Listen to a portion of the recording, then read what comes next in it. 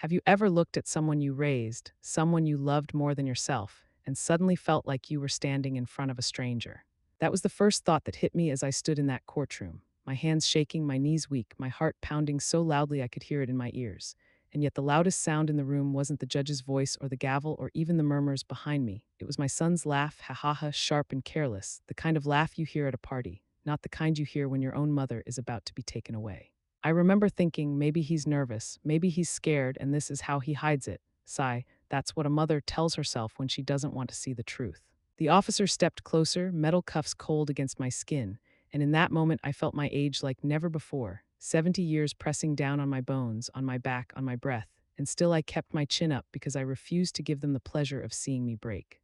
I turned my head slowly just once, and there he was, my son, standing beside his wife, both of them smiling like they had just won something, like today was a celebration, not a funeral for our family. My daughter-in-law leaned into him and whispered something. I couldn't hear the words, but I didn't need to, because his laughter grew louder, crueler, and that sound hurt more than the cuffs ever could.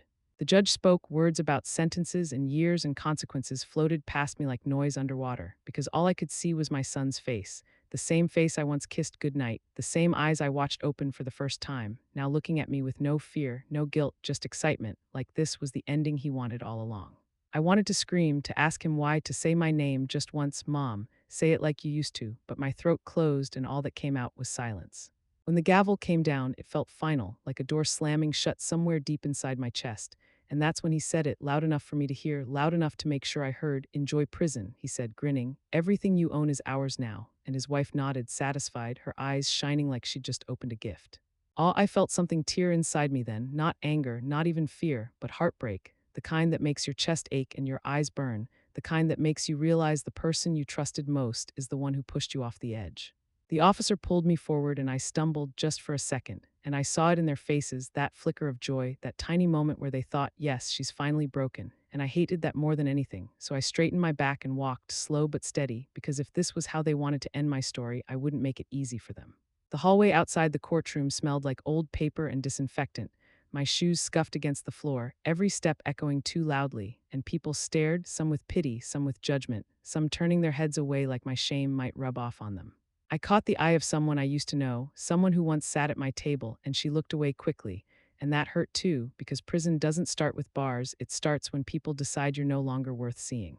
As they guided me toward the holding area, my mind replayed everything in flashes, late nights when my son was sick and I sat by his bed, the years after his father died when it was just the two of us against the world, the promises I made to protect him, to always be there, ha ha ha, how foolish that sounded now, how foolish love can look when it's used against you.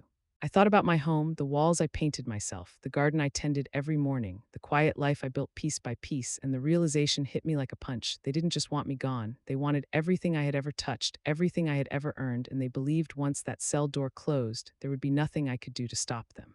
The holding cell door opened with a harsh metallic sound, and when it slammed shut behind me, the echo rang through my body, through my bones, and for a brief moment I closed my eyes and let myself feel it. The fear, the sadness, the disbelief, a single tear slipping down my cheek before I wiped it away quickly, because even alone, I refused to let despair settle in too deep. I sat there, hands cuffed, breathing slowly, listening to the distant sounds of footsteps and voices, and I thought, is this really how it ends? Is this what my life becomes? A story where the villain wins and the mother disappears quietly into a cell. And then through the blur of thoughts and memories, I felt something else, something small but steady, a calm I couldn't explain, like a voice inside me whispering, not yet, not like this. I lifted my head, looked around that cold room, and told myself, they think they've already won. They think this door means the end, but prison isn't where they broke me. It's where they made their biggest mistake because what they didn't know. What they couldn't see through their laughter and greed was that something was already shifting, quietly, patiently, just beyond that door, and that's when I realized the worst part wasn't being locked in. It was what was about to walk in next. The holding cell felt smaller once the door closed, like the walls leaned in to listen to my thoughts. And for a moment I just stood there, breathing, counting each breath, because if I didn't, I knew I would start to shake, and once you start shaking, it's very hard to stop. The bench was cold when I finally sat down, cold in that way that goes straight through your clothes and into your bones, and I sighed without meaning to, a long, tired sigh, the kind that comes from years of carrying more than you should. My wrists ached from the cuffs, not sharp pain, just a constant reminder that I wasn't in control anymore, and I stared at my hands, these same hands that once packed lunches, paid bills, signed birthday cards, now locked together like they belonged to someone else.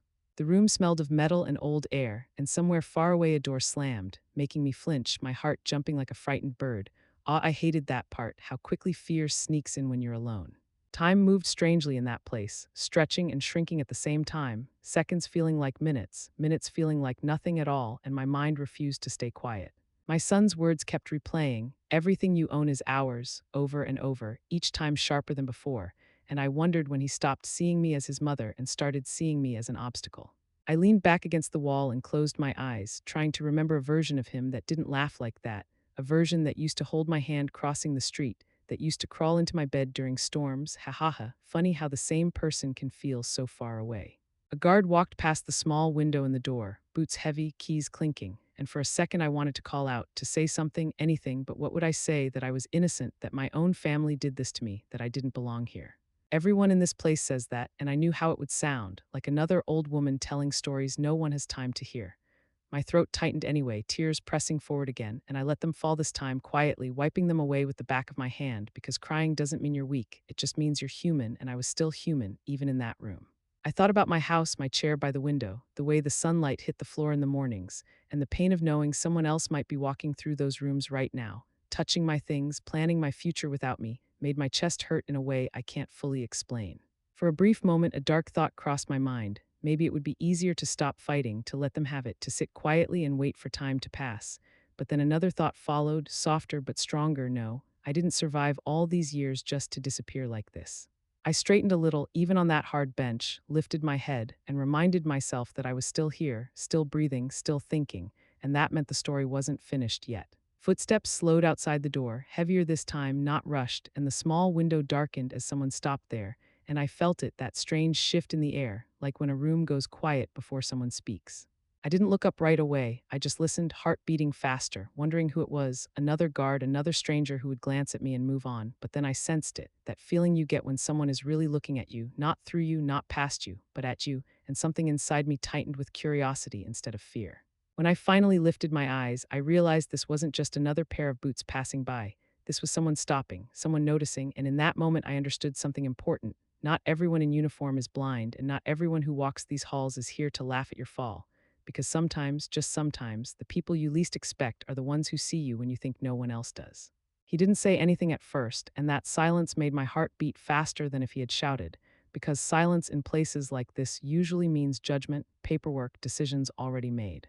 I watched him through the small opening, an older man, shoulders slightly slumped, eyes tired like he'd seen too many faces like mine pass through these walls, and I told myself not to hope, sigh, hope can hurt more than disappointment.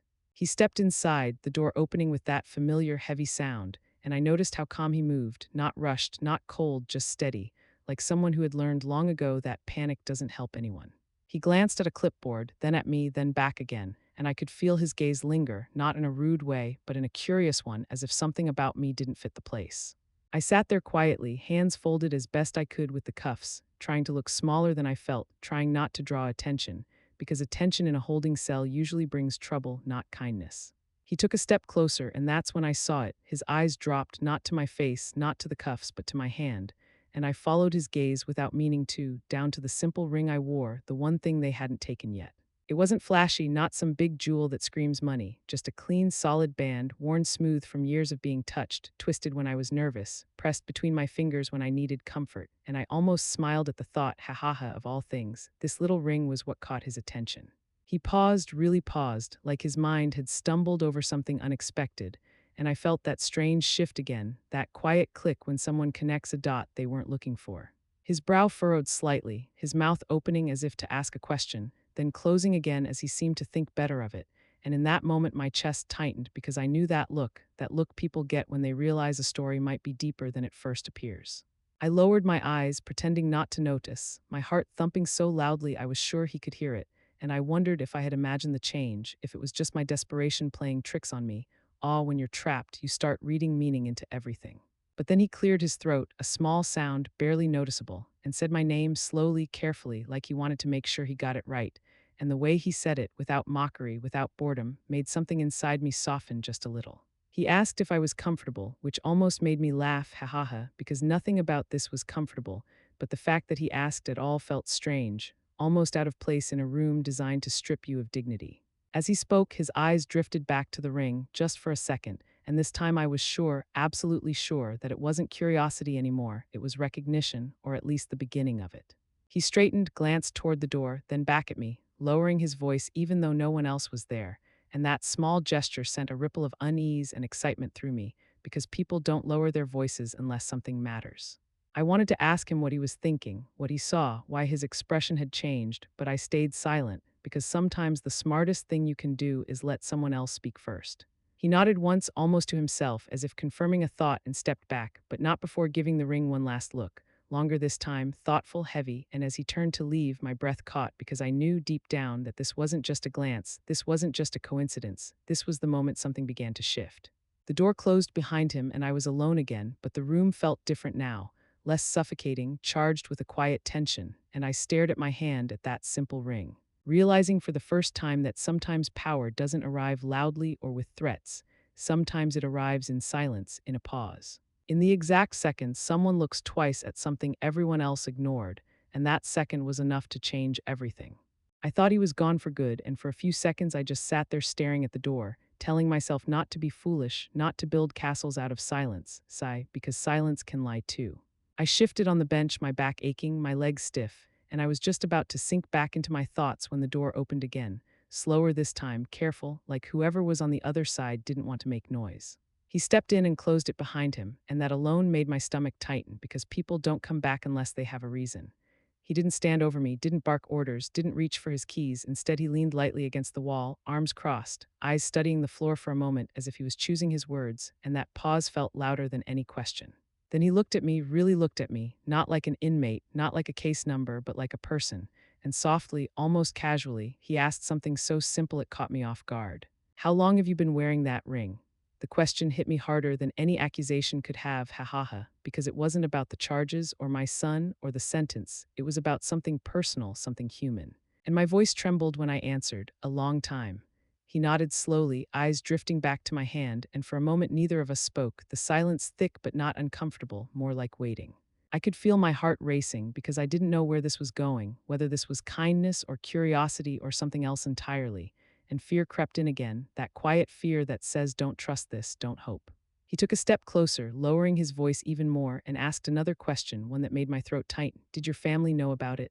I swallowed hard, the word no forming in my mouth before I even thought about it, and when I said it out loud, something in his expression shifted, not surprise exactly, more like confirmation, like a piece sliding into place.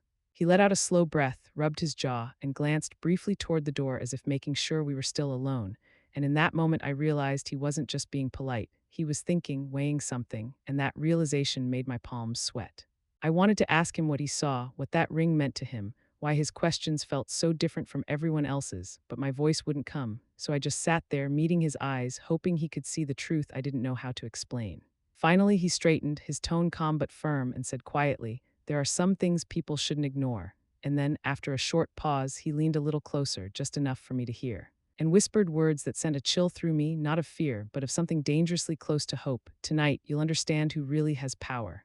My breath caught, awe, and before I could ask what he meant, before I could even process what I'd just heard, he stepped back, unlocked the door, and left me alone again. But this time the cell didn't feel like a cage. It felt like the edge of something, like the calm moment right before a storm. And as I stared at my ring, my hand trembling slightly, I knew one thing for sure: whatever he had seen, whatever he had recognized, was already moving forward, and there was no turning back now.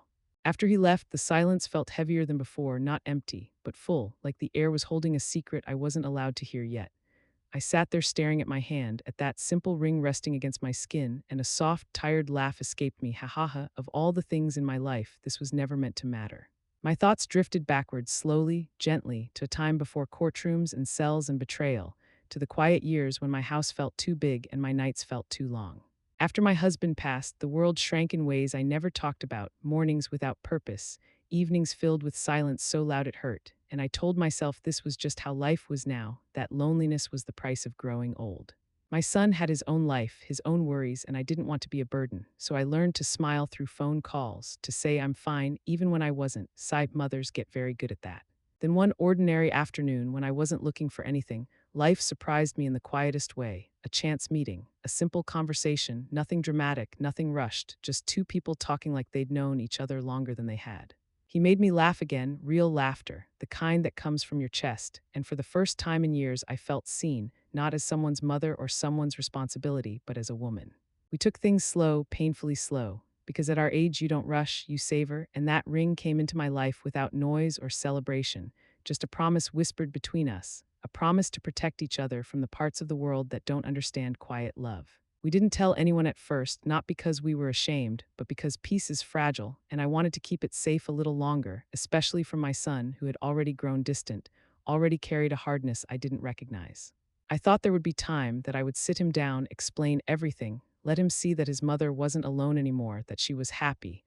Ah, I truly believed that. But time is cruel when you assume it's on your side, and before I knew it, small questions turned into suspicion, concern turned into pressure, and my silence, meant to protect my happiness, became the very thing they used against me. Sitting there in that cell, I realized how easily love can be misunderstood, how quickly it can be twisted into something dangerous when people only see what they want to see, and I wondered, not for the first time, if my biggest mistake was believing that doing nothing could keep the peace. I pressed my fingers around the ring, feeling its familiar shape, grounding myself, and whispered to no one, maybe to myself, that love was never the mistake, trusting the wrong people was. The walls around me felt closer as that truth settled in, but oddly my heart felt lighter, clearer, like I finally understood where everything went wrong. And as I took a slow breath, I realized something else too. This story wasn't about a ring or a cell or even betrayal. It was about what happens when quiet lives collide with loud greed, and whatever was coming next was already set in motion. Time moved strangely after that, stretching itself thin like it was trying to test my patience, and I sat there counting the small sounds around me. A distant door closing, keys rattling somewhere down the hall, the low hum of voices I couldn't make out, all of it blending into a dull rhythm that kept my nerves awake. I kept replaying his words in my head, "Tonight you'll understand who really has power," and I almost laughed at myself, ha ha ha, because power was the last thing I felt sitting on that cold bench with my hands still locked together. My mouth was dry, my shoulders ached, and the weight of everything pressed down again, doubt creeping in, whispering that maybe I had imagined the whole thing, maybe it was just a tired man making small talk and nothing was about to change at all. Just when that thought settled in, the door opened once more, and this time he didn't hesitate. He walked in with purpose, carrying a small paper cup of water, which he placed on the ledge beside me, and that simple gesture almost broke me. Ah, kindness feels unbearable when you're starving for it. I thanked him softly, my voice barely steady, and as I drank, he leaned against the desk, arms folded, eyes fixed somewhere beyond the wall like he was listening to something I couldn't hear. After a long pause, he reached into his pocket, pulled out his phone, and looked at it without unlocking the screen, just holding it there, as if weighing the consequences of what he was about to do. He glanced at me, and for the first time since this started, I saw uncertainty in his eyes, not fear, but responsibility, the kind that comes when you realize one decision can change more than one life. He asked me one question, only one, and his voice was low and steady. "If someone knew the truth, would they come for you?" My breath caught, tears stinging my eyes, and I nodded slowly, because deep down I knew the answer, even if I hadn't allowed myself to believe it until now. He exhaled through his nose, a short sound, then unlocked the phone, his fingers moving with quiet confidence as he stepped a little farther away, turning his back slightly, not fully hiding what he was doing, but not putting it on display either. The room felt suddenly too small, my heart pounding so hard it hurt, every second stretching into something unbearable, and in that moment I wanted to say something, to warn him, to tell him he didn't owe me anything, but the words stayed stuck in my throat. The phone rang once, twice, and then stopped, and for a terrifying moment I thought no one would answer, that this risk would lead nowhere, and I squeezed my hands together, whispering a silent prayer I hadn't said in years. Then I heard his tone change, sharper, respectful, and I knew someone was on the other end, someone who mattered, and my chest filled with a strange mix of fear and relief. I couldn't hear the words, only fragments, my name spoken, a brief explanation, a pause that felt like a lifetime, and then his posture straightened, his face tightening as if a heavy truth had just landed squarely on his shoulders. He ended the call without drama, slipped the phone back into his pocket, and looked at me with an expression I'll never forget, calm, certain, almost protective. He leaned in slightly and said quietly, "Stay right here. Don't speak to anyone, help is already on the way." My breath shook as I let it out, tears finally spilling over, not from fear this time, but from the realization that I wasn't alone anymore. And before the door closed behind him, I gathered my courage and spoke, my voice trembling but sincere. "If stories like mine matter to you, stay with me. because sometimes survival isn't just about getting out, it's about being seen. And as the lock clicked shut, I felt it, the shift I'd been waiting for, the moment the balance tipped, and I knew whatever came next would change everything. The minutes after that felt unreal, like I was sitting inside a paused moment while the world outside kept moving without me. I stayed exactly where I was, just like he said, barely breathing, listening harder than I ever had in my life, every sound suddenly important. My hands were still cuffed, my body still tired, nothing about my situation had physically changed, and yet something deep inside me had shifted, like a quiet switch being flipped. I could feel it in my chest, that strange calm that comes not from safety, but from certainty. Whatever was happening, it was already happening without me having to beg, explain, or defend myself, and that alone felt powerful, sigh, after so long of feeling invisible. Somewhere down the hall, voices rose and fell, doors opened and closed more frequently now, footsteps moving faster than before, and I realized the building itself felt different, like it was waking up. I thought about my son in that moment, about how confident he had looked, how sure he was that everything was finished, probably already picturing himself in my living room, touching my things, laughing about how easy it had been to erase me. The idea stung, but it didn't crush me like it did before, because for the first time since this nightmare began, I knew he was wrong.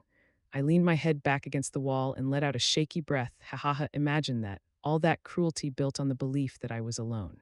A guard I hadn't seen before walked past the door, glanced inside, and then stopped, looking back at me twice, not with suspicion, but with curiosity, like he'd been told something without being told everything. He said nothing, just nodded slightly and moved on, and that tiny gesture told me more than words ever could. Something was spreading, quietly, carefully, like ripples in water. I closed my eyes and remembered the way my son used to look at me when he was little, when he believed I could fix anything, scraped knees, broken toys, bad dreams, and it hurt to realize that belief had twisted into entitlement, into the idea that everything I touched belonged to him by right. Love can do that, I thought. It can turn into something ugly when it forgets gratitude. Another sound broke my thoughts, this time closer, the unmistakable shuffle of important footsteps, and my heart skipped, not in fear, but in anticipation. I wiped my eyes quickly, straightened my back again, and reminded myself that no matter what happened next, I had already survived the worst part, the moment I realized my own child wanted me gone. Everything after that was just truth catching up. The door didn't open right away, and the waiting stretched again, testing my nerves, but I stayed still, because patience had become my shield. Then faintly I heard my name spoken outside, not shouted, not questioned, but said with purpose, and my breath caught, all because names sound different when they're spoken with respect. I couldn't hear the rest, only fragments, something about delays, paperwork confirmation, and I smiled to myself, small and tired, because I understood now. The machine that had rushed to lock me away was slowing down, forced to look closer, forced to double-check. Wherever my son was at that exact moment, laughing or celebrating or planning his future, he had no idea that the ground beneath him was already cracking. He thought the story was over, that the door slamming shut behind me was the final sound, but he didn't know what I knew now, that silence doesn't always mean defeat. Sometimes it means something much bigger is getting ready to arrive. I found myself thinking about where he must be right now. My son, probably somewhere warm and loud, surrounded by smiles that felt earned but weren't, lifting a glass and saying my name like it was a joke. Ha ha ha, I could almost hear it, the kind of laugh people make when they think they've beaten life itself. That thought used to make my stomach twist, but now it only made me shake my head slowly, because confidence built on lies has a very short life. Back in that holding room, I noticed how differently people moved, how conversations stopped when I looked up, how doors that used to slam now closed softly, like the building itself had learned caution. No one said anything to me directly, but I could feel it in the air, the careful glances, the pauses, the way my presence suddenly mattered. I stayed quiet, watched, waited, because sometimes the most powerful thing you can do is nothing at all. Time passed, I don't know how long, maybe minutes, maybe an hour, it all blurred together, until finally the door opened and he was back again, this time not alone. Another man stood beside him, younger, dressed sharply, carrying a folder tucked tightly under his arm, eyes scanning the room like he was already looking for problems to solve. They spoke to each other in low voices, words like review, hold, and now drifting toward me, and my heart began to race again, not from fear, but from the weight of what those words meant. The younger man glanced at me briefly, nodded once, respectful, then turned back to the older one, and I understood in that instant that things were moving faster than anyone expected. The cuffs were still on my wrists, but no one touched them, no one rushed me, and that small delay felt louder than any announcement. I stood slowly when they gestured for me to, my joints protesting. But I didn't mind the pain, because this time I wasn't being pulled, I was being guided. As we stepped into the hallway, I noticed something that almost made me laugh out loud. Ha ha ha. people were watching, really watching, and not with judgment, but with surprise, like they were seeing a story unfold in real time and realizing they'd misunderstood the first chapter. We stopped near an office door, and I could hear phones ringing inside, voices overlapping, urgent but controlled, and that's when it hit me fully. This wasn't just a pause, this was a reversal. Somewhere else, far from this quiet corridor, my son was probably still smiling, still believing the worst was behind him, still telling himself he was smart enough to get away with it, and the contrast between his imagined victory and my reality almost felt unreal. They asked me to sit again, gently this time, and as I did, I took a deep breath and felt something close to peace settle in my chest, because even without seeing him, even without saying a word, I knew the truth was already on its way to meet him. He had locked me up thinking silence meant safety, thinking distance meant control, but what he didn't understand was that lies don't stay contained, they leak, they spread, and when they finally reach the light, they don't just embarrass you, they end you. And wherever he was raising his glass at that exact moment, celebrating a future that didn't belong to him, the door he slammed shut behind me was already opening again, and this time it wasn't opening for me to walk out quietly, it was opening for the truth to walk in. The room didn't need an announcement for me to know what was coming. I could feel it in the way people suddenly avoided my eyes, in the way voices dropped when I passed, like truth had finally learned how to walk through walls. I sat there quietly, hands resting in my lap now, uncuffed but still marked, and I thought about my son's face when he would realize things weren't going according to plan, when confidence turns into confusion and confusion into fear. I didn't feel joy at that thought, not the way you might expect, just a deep, heavy sadness, sigh, because no mother dreams of watching her child fall, even when he pushed her first. Footsteps approached again, firm and fast this time, not hesitant like before, and when the door opened, I didn't flinch, I didn't brace myself. I simply looked up, calm in a way that surprised even me. They spoke in measured tones, careful words about errors, about procedures that needed correcting, about statements that didn't match, and as they talked, I realized something important. Lies are loud when they're being told, but when they start to collapse, they do it quietly, piece by piece. One name was mentioned, then another, then my son's, and hearing it spoken like that, not with affection, not with familiarity, but like a subject under review, made my chest tight. I remembered him as a boy again, running toward me with scraped knees, crying because the world had been unfair for the first time, and I wondered how many times he'd convinced himself that what he was doing now was justified. The room buzzed with activity, phones ringing, papers being passed, decisions being made without me having to defend myself, and I realized how strange it felt to finally be believed without begging. At some point, someone offered me water again, and I accepted it with a small nod, my hands steady now, my breathing slow. Ha ha ha, funny how calm comes back when fear loses its grip. Through a doorway across the hall, I caught a glimpse of movement, sharp suits, serious faces, the kind of people who don't rush unless something matters, and that's when it truly sank in. This wasn't just about fixing a mistake, this was about consequences. Somewhere else, probably still smiling, my son was about to learn that the world doesn't end when you lock someone away, sometimes it begins unraveling instead. I closed my eyes for a moment, letting that truth settle not with triumph but with acceptance because justice doesn't always feel good, it feels necessary. When I opened them again, I knew this chapter was closing, not with shouting or revenge, but with witnesses, with records, with quiet certainty, and whatever was waiting for him on the other side of this was no longer in my hands. The lies had met the light, and once that happens, there's no place left to hide. By the time it was over, truly over, I realized something that surprised me more than the betrayal ever did. I wasn't angry anymore. I expected rage, tears, maybe the urge to say things I'd regret later, but what I felt instead was a deep, quiet tiredness, the kind that comes after carrying a heavy weight for too long and finally setting it down. I sat there alone for a moment, listening to the building settle back into its normal rhythm, and I thought about how close I came to disappearing without a sound, how easily my life could have been reduced to a file number and a locked door. A soft laugh escaped me, ha ha ha, all those years teaching my son right from wrong, and in the end it was strangers who remembered it for him.